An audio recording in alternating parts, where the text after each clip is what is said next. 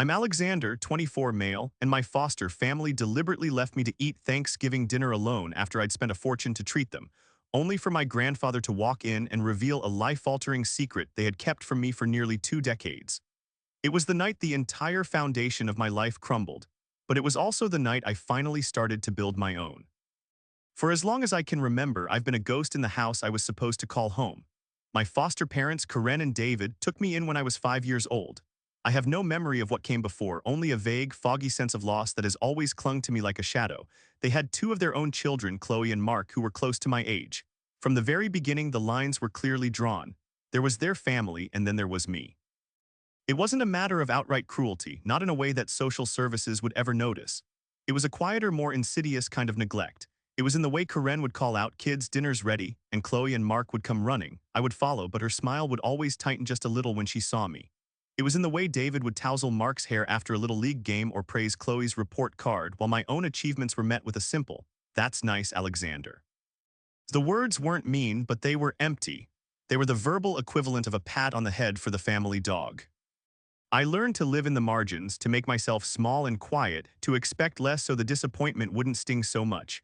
But a child's heart is relentlessly hopeful. It keeps searching for proof of love, even in the most barren of landscapes. I remember my 10th birthday vividly. Chloe's birthday was the week before, and the house had been filled with balloons, laughter, and a mountain of presents. Her party was the talk of her fourth-grade class for weeks. When my birthday arrived, I woke up with a knot of excitement in my stomach. I walked into the kitchen, and Karen was at the stove making her usual oatmeal. "Good morning," she said, not looking up. David was reading the paper. Chloe and Mark were bickering over a cereal box. No one said happy birthday. I waited all day. I thought maybe they were planning a surprise. By the time I went to bed that night, the silence in the house was my only answer. The next morning, Karen handed me a $20 bill as I was leaving for school. "Sorry we forgot yesterday," she said, her tone distracted. "Buy yourself something nice." I took the money, but all I wanted to do was tear it into 100 pieces. A forgotten birthday was more than just a mistake, it was a statement. I was forgettable. Another time, when we were teenagers, the family went on a weekend trip to a lakeside cabin. They told me the car was too full. There was Chloe, Mark, their parents, and a cousin who was visiting. They insisted there simply wasn't a seat for me. I spent the weekend alone in the quiet house, scrolling through pictures Chloe posted online. There she was, sitting in the back of their minivan with an empty seat right next to her. The caption read, "Best family trip ever." The lie was so blatant, so careless, they didn't even try to hide it. It was a clear message: you are not part of this best family. You are the extra person, the one who doesn't fit. The favoritism was most obvious when it came to blame. If a lamp broke, it was my fault until proven otherwise. I once spent a whole summer grounded because Mark had taken David's tools and lost them in the woods. Mark tearfully swore he'd seen me playing with them, and his parents believed him without a second thought.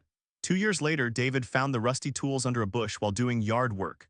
Mark sheepishly admitted he'd lied. Karen and David never apologized to me.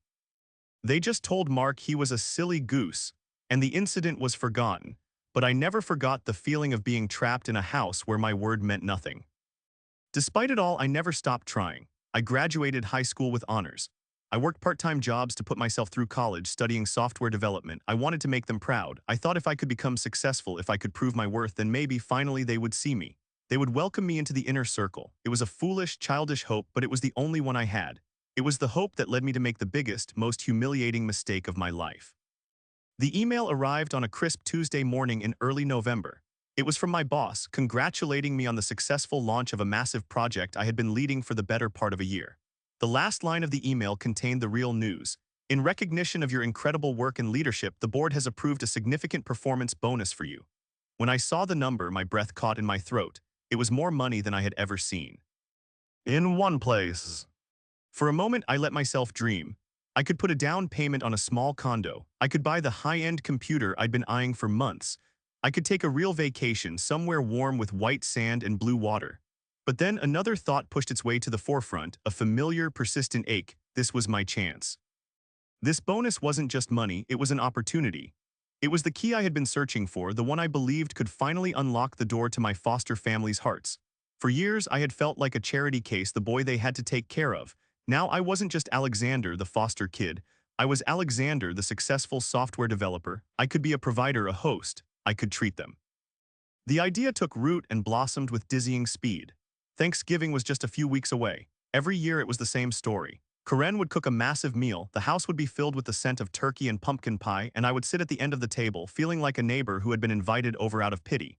The conversation would swirl around me, focusing on Chloe's university life and Mark's sports achievements. I was a spectator at my own family's holiday. This year would be different. This year I would take them out, not just to any restaurant but to the best one in the city, the Gilded Spoon. It was the kind of place people whispered about, famous for its elegant decor, impeccable service, and a wine list as thick as a novel. It was impossibly expensive, a place I never imagined I would be able to afford, but now I could. I imagined the scene with perfect clarity. I would call Karen and make the invitation. At first she would be skeptical, maybe even a little dismissive. "Oh, Alexander, you don't have to do that," she'd say, but I would insist. I would tell them it was my treat, a way of saying thank you for everything they'd done for me. It would be a gesture so grand, so undeniably generous that they couldn't possibly refuse or downplay it. In my mind's eye, I saw them arriving at the restaurant, their eyes wide with awe. David, who always appreciated the finer things, would be impressed. Karen would be flustered but secretly pleased. Chloe and Mark would finally see me not as their tag-along foster brother but as someone to be respected.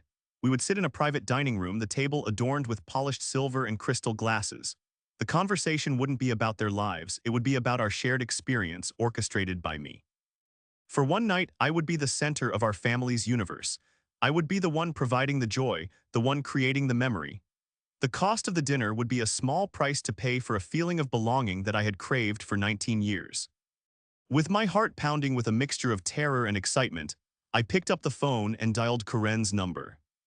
"Hello," she answered, her voice slightly clipped. "Hi, Karen, it's Alexander." "Oh, hello, is everything all right?" Her tone immediately shifted to one of concern, as if the only reason I would call her was if something was wrong. "Everything's great," I said, perhaps a little too brightly. "Actually, I have a question for you, for everyone." I took a deep breath. "I was wondering what your plans are for Thanksgiving." There was a pause. "Well, the same as always, I suppose. I'll be cooking." "Why?" "Well," I began, my palms starting to sweat. "I just got a big bonus at work for a project I managed, and I wanted to do something special to celebrate. I was hoping I could take all of you out for Thanksgiving dinner to the Gilded Spoon." The silence on the other end of the line was deafening. I could hear the faint sound of a television in the background. "The Gilded Spoon," she finally said, her voice filled with disbelief. "Alexander, do you know how much that place costs?" "I do," I said, my voice steady. "And I want to. It's my treat, a thank you for everything. I can get a private room for the 5 of us. It would mean a lot to me." I held my breath, waiting for the rejection, but instead her voice softened. "Well, I don't know what to say. That's very generous of you, Alexander. Are you sure?" "I'm sure," I said, a wave of relief washing over me. "Let me talk to David and the kids. I'll call you back." An hour later, my phone rang. It was Karen's. "Everyone thinks it's a wonderful idea," she said, and I could hear genuine warmth in her voice for the first time in years. "Chloe is beside herself with excitement. She's already planning what to wear. We'd love to come." My heart soared. It was working. It was actually working. We set the time for 6:00 p.m. on Thanksgiving Day. I immediately called the restaurant and made the reservation, my voice trembling slightly as I gave them my credit card number to secure the private room. After I hung up, I leaned back in my office chair, a wide, unfamiliar smile spreading across my face. For the first time, I felt a flicker of real hope. This Thanksgiving, I wouldn't be the ghost at the table, I would be the host. The week leading up to Thanksgiving was a blur of nervous anticipation. I bought a new suit, a tailored navy blue that made me feel more confident than anything I'd ever worn. I even got a haircut. Every detail had to be perfect. I texted Karen a couple of times to confirm the details, and her replies were quick and cheerful. "We're all looking forward to it," she wrote in one. My hope, once a tiny flicker, was now a steady flame. On Thanksgiving Day, I was a bundle of nerves. I spent the morning pacing my small apartment, rereading the restaurant's menu online, and rehearsing conversation starters in my head. I left for the restaurant an hour early, just to be sure I wasn't late. The Gilded Spoon was even more breathtaking in person. A doorman in a crisp uniform greeted me, and as I stepped inside, I was met with the soft glow of chandeliers, the quiet murmur of conversation, and the gentle clinking of silverware. A hostess with a warm smile led me through the main dining hall to a secluded corridor. "Your private room, Mr. Alexander," she said, gesturing to an ornate wooden door. She opened it and I stepped inside. It was perfect. A round table large enough for 5 was covered in a pristine white tablecloth. In the center sat a beautiful autumn-themed floral arrangement. The lighting was low and intimate, and a single tall window looked out over the glittering city lights. It was a scene straight out of my daydreams. "The table is set for 5 as requested," the hostess said. "Can we get you something to drink while you wait for your party to arrive?" "Just water for now, thank you," I replied, my voice a little shaky. She nodded and left, closing the door softly behind her. I was alone. I walked around the table, running my hand over the smooth, cool wood of the chairs. I imagined Karen sitting here, David there, Chloe and Mark across from them. I would sit at the head of the table, not as an afterthought, but as the patriarch of this moment. I sat down and checked my watch. 5:45 p.m.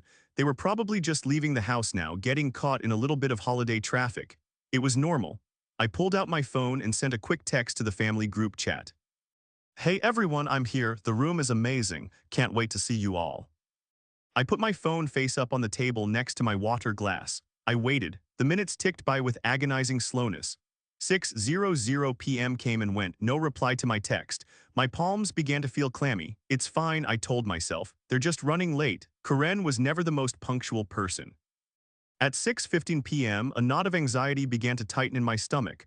I scrolled through my contacts and called David's cell. It rang once, twice, 3 times, then went straight to voicemail.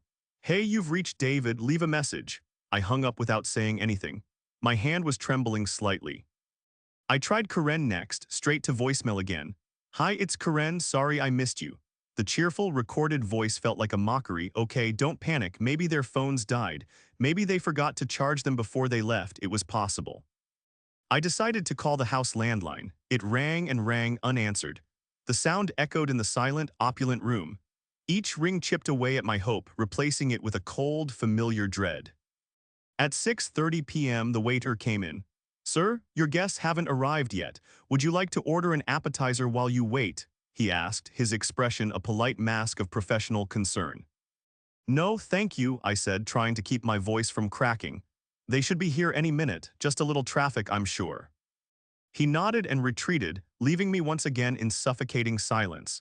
The beautiful room, which had seemed so full of promise just an hour ago, now felt like a cage. The elegant flower arrangement seemed to be mocking me. The empty chairs were like silent accusers. I tried texting again, this time just to Chloe. "Hey, are you guys on your way?" Getting a little worried. I stared at the screen, watching the 3 little dots that indicated she was typing. They appeared, then vanished. Appeared again, then vanished for good. The message remained on read. She had seen my text and chosen not to answer. That's when the dread turned into something much colder and sharper: humiliation. They weren't stuck in traffic. Their phones weren't dead. This was a choice. My grand gesture, my carefully constructed dream, was dissolving into a nightmare. I sat there, paralyzed by shame, picturing the waiters whispering about the sad young man in the suit sitting all alone at a table for 5 on Thanksgiving. The silence in the room was no longer just quiet. It was the sound of my own foolishness, amplified 1,000 times. Every tick of the clock on the wall was a hammer blow to my heart. It was 7:00 p.m., an hour passed. Our reservation time. The truth was no longer something I could deny or rationalize away. They weren't coming. The warmth of the room felt like a fever, and my brand new suit suddenly felt tight and suffocating. The waiter had stopped checking on me. I was now just a fixture in the room, a monument to a celebration that would never happen. My stomach was a hard, painful knot. I hadn't eaten all day, too nervous and excited, but now the thought of food was sickening. My phone, which had been a beacon of hope, now felt like a source of torture. I had this compulsive urge to check it every few seconds, even though I knew no message would be waiting for me. On one of these mindless checks, I opened a social media app out of pure habit, and that's when I saw it. The first picture on my feed was from Chloe. It had been posted 10 minutes ago. The photo was bright, loud, and full of life. It was a selfie taken at a low angle to get everyone in the shot. There was Chloe in the front, beaming, her head tilted just so. Behind her, Mark was making a goofy face, a drumstick held aloft like a trophy. And there in the background, sitting at their familiar dining room table, were Karen and David. They were laughing, their faces flushed with joy. The table was groaning under the weight of a golden brown turkey, mashed potatoes, green bean casserole, the whole traditional spread. Their home was decorated with festive orange and brown streamers. It was a perfect portrait of a happy family Thanksgiving, a family that I was supposed to be a part of. My blood ran cold. I zoomed in on the photo, my thumb shaking. Every detail was a fresh stab of pain. The cheap paper plates they always used, the ugly cornucopia centerpiece Karen brought out every year, David's favorite gravy boat. They were at home.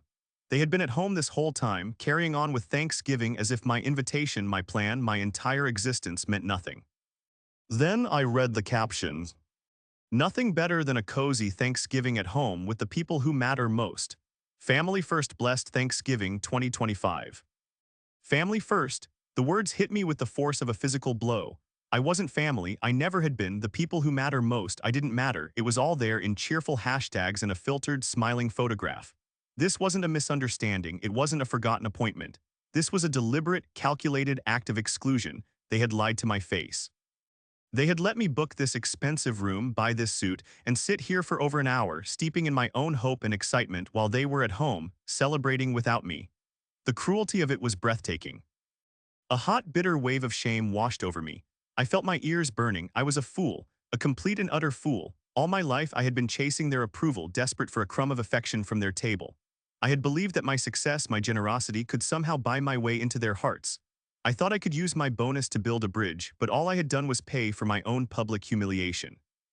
They hadn't just rejected my dinner invitation. They had rejected me in the most definitive way possible. I couldn't breathe, the air in the room was thick and heavy. I pushed my chair back, the legs scraping loudly against the polished floor. I had to get out of there. I couldn't bear another second in that beautiful, empty room. I fumbled for my wallet, intending to find the waiter, pay for the unused room, and flee into the night. I felt 100 pairs of eyes on me, even though I knew no one was watching. The shame was so intense it felt like a physical presence wrapping itself around my throat. I stood up, my legs feeling unsteady. My grand, hopeful evening had ended in the most crushing way imaginable. I was alone, just as I had always been. The only difference was that now the illusion was shattered. There was no more hope to cling to, no more maybe someday to whisper to myself in the dark. There was only the cold, hard, undeniable truth, illuminated by the cheerful glow of Chloe's Instagram post. Just as I reached the door, ready to make my escape, it swung open. I froze, my hand hovering over the doorknob. For a wild, irrational second, I thought it was them. I thought they had come, full of apologies with some elaborate excuse. But it wasn't them. Standing in the doorway was my grandfather, Arthur. My biological mother's father. He was a tall, quiet man with kind eyes and a face etched with the lines of a long, thoughtful life. I had only seen him a handful of times over the years. He would send a card with a $50 bill for my birthday and Christmas, and he'd visited once or twice when I was much younger. His presence in my life was distant but consistent, a faint, peripheral connection to a past I didn't know. He looked at me, then at the empty table, and his expression was not one of surprise, but of deep, sad resignation. I thought I might find wise. Oh, here, Alexander, he said, his voice calm and steady. It was a stark contrast to the storm raging inside me. I just stared at him, speechless. My mind couldn't process his sudden appearance. Grandpa, what are you doing here? I finally managed to stammer. I had a feeling you might be alone tonight, he said, stepping into the room and closing the door behind him. I called the house, no answer. Then I saw Chloe's post. I'm so sorry, son. The simple, heartfelt apology did what the years of polite neglect never could. It broke me. A sob caught in my throat, and the tears I had been holding back began to stream down my face. All the humiliation, the pain, the loneliness of the last 19 years came pouring out. Arthur didn't say anything. He just walked over and placed a firm, comforting hand on my shoulder. We stood there in silence for a moment, the only sound my own choked breaths. He guided me back to the table and pulled out a chair, sitting down across from me. I should have known, I whispered, wiping my eyes with the back of my hand. I was so stupid to think this would work. You weren't stupid, Alexander, he said gently. You were hopeful, there's no shame in that. The shame belongs to them and them alone. He reached into the inside pocket of his coat and pulled out a thick, worn manila envelope. It was bulging with papers. He slid it across the table toward me. I've been waiting for the right time to give you this, he said, his eyes holding mine. I think the right time is now. There are things you need to know, things about your mother, things about them. My hand trembled as I reached for the envelope. It felt heavy, not just with the weight of the paper inside, but with the weight of unspoken history. I opened the unsealed flap and tipped the contents onto the table. There were a dozen or so letters, tied together with a faded silk ribbon, and a sheaf of official-looking legal documents held together with a paperclip. The letters are from your mother, Arthur explained softly. She wrote them in the last year of her life. She wanted you to have them when you were old enough to understand. With shaking fingers, I untied the ribbon. The top letter was addressed to my dearest Alexander. The handwriting was elegant, feminine, and slightly shaky. I unfolded the delicate paper and began to read. My sweet boy, it began. If you are reading this, it means I am gone, and I am so sorry. I am so sorry I couldn't watch you grow up. Please know that not a day went by when I didn't think of you. Placing you with a foster family was the hardest decision of my life, but the doctors told me I didn't have much time left. I wanted you to have a stable, loving home, a mother and a father, a real family. Tears blurred the words. I read on, my heart aching with a grief I never knew I had. She wrote about her love for me, about her hopes for my future. She described my personality as a little boy, things I had no memory of. She wrote that she had chosen Karen and David because Karen had been a childhood friend, someone she thought she could trust. After reading a few of the letters, my gaze fell upon the legal documents. They were from a law firm. The top page was titled The Last Will and Testament of Eleanor Grace Miller, my mother's name. I scanned the dense legal text, my eyes catching on certain phrases: sole beneficiary, Alexander Miller, and trust fund. Arthur saw me looking at the papers. Your mother was a very successful woman, he said quietly. She left you everything, a very substantial trust fund to be managed by your foster parents until you turned 25. The pieces began to click into place, forming a dark and ugly picture. They were designated as the trustees, Arthur continued, his voice grim. They were paid a generous annual stipend from the trust for your care, a stipend that would stop the moment you were no longer their legal responsibility. Suddenly, it all made sense. Their coldness, their resentment. It wasn't just that I was a foster child, it was that I was a constant reminder of a fortune they could manage but never touch. My successes were not a source of pride for them, but a threat. The more independent I became, the closer I was to discovering the truth and the closer they were to losing their comfortable income. Their cruelty wasn't just emotional, it was financial. They kept me at arm's length, making me feel worthless and dependent, because my feelings of inadequacy kept me from asking questions. She trusted them, I said, my voice hollow with disbelief as I looked down at my mother's loving words. Yes, Arthur said, his jaw tight. She did, and they betrayed that trust every single day for 19 years. I sat back in my chair, the letters and documents spread before me like the wreckage of a life I never knew. The humiliation I had felt earlier was gone, replaced by a cold, hard anger. But beneath the anger, there was something else. Something new, a sense of identity. I wasn't just Alexander, the unwanted foster kid. I was Alexander Miller, the beloved son of Eleanor Grace Miller. I had a history, I had a legacy, and I had a truth that was more powerful than any lie they had ever told. The envelope in front of me was not an ending, it was a beginning.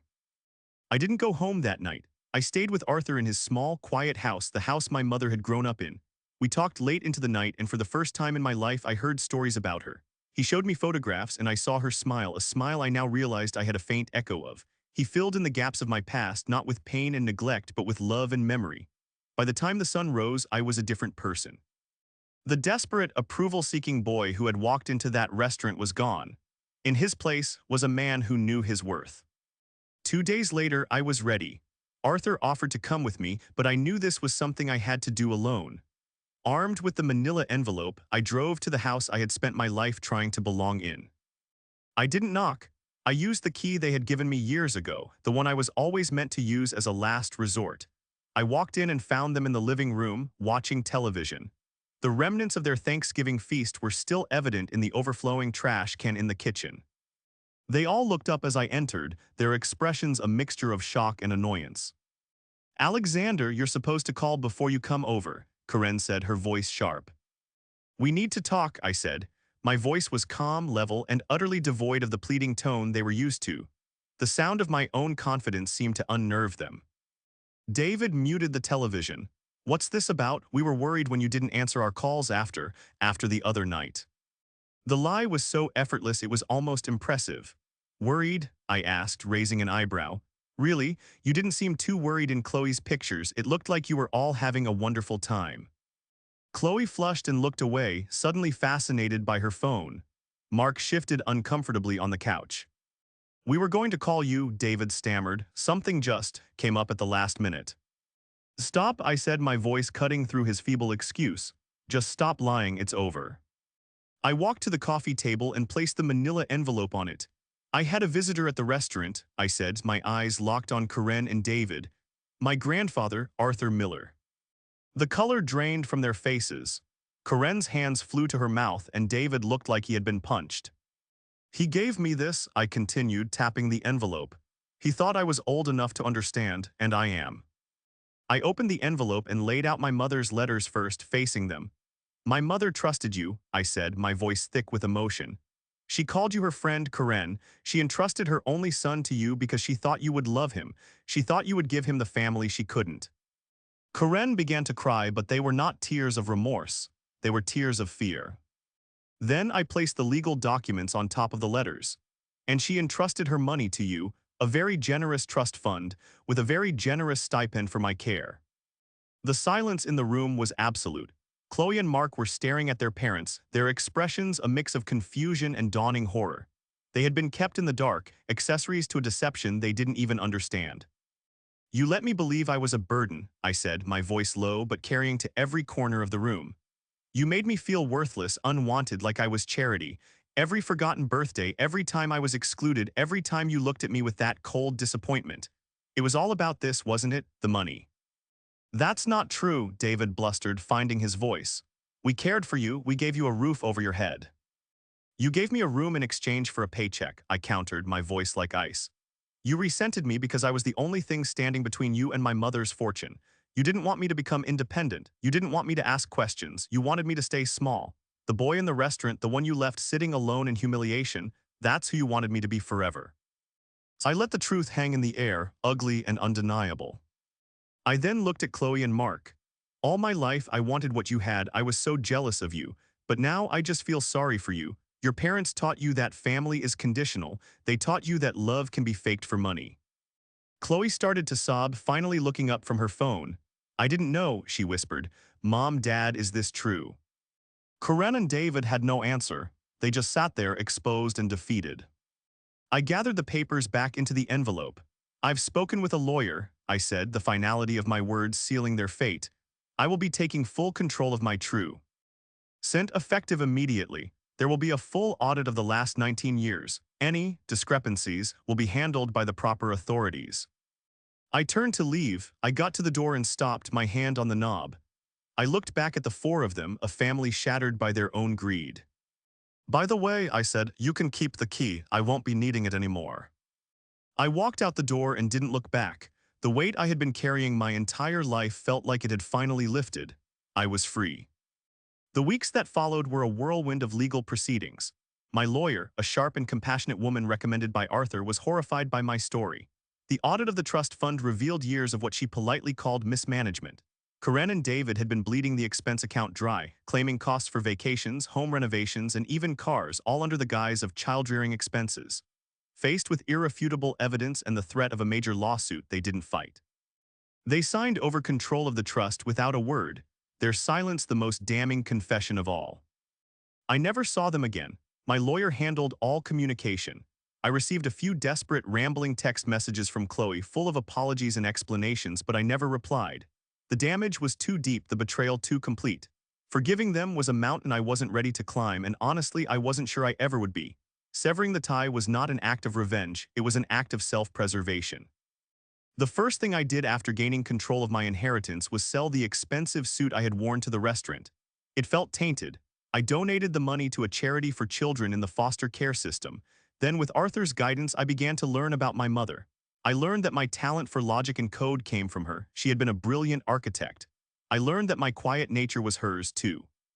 I was not a stranger pieced together from scraps of a foster family. I was the legacy of a leaner Grace Miller. My relationship with my grandfather blossomed into the truest family I had ever known. We spent weekends together, working in his garden or simply talking for hours. He taught me how to cook my mother's favorite recipes. He told me stories that made her real to me. In his quiet, steady company, the hollow places inside me began to fill up. As the next November approached, a year after that fateful night at the Gilded Spoon, Arthur and I began to plan our own Thanksgiving. There would be no fancy restaurant, no desperate need for approval. We decided to cook together in his cozy kitchen. The menu consisted of just two main dishes: a small roasted chicken, because neither of us was a huge fan of turkey, and a lasagna, my mother's signature dish, the recipe for which was written on a faded index card Arthur had saved for over 20 years. On Thanksgiving Day, the house was filled with the warm, genuine sense of garlic, herbs, and roasting chicken. There were only two of us at the table, but it felt more full and more real than any table I had ever sat at before. We raised our glasses of sparkling cider. To Alina, Arthur said, his eyes misty. To Mom, I added, my voice full of a gratitude that was deeper than any I had ever known. And to the truth. We ate, we talked, and we laughed. And for the first time in my life on that day of thanks, I truly felt like I was home. I finally understood that family isn't about shared blood or a shared roof. It's about shared love and unwavering honesty.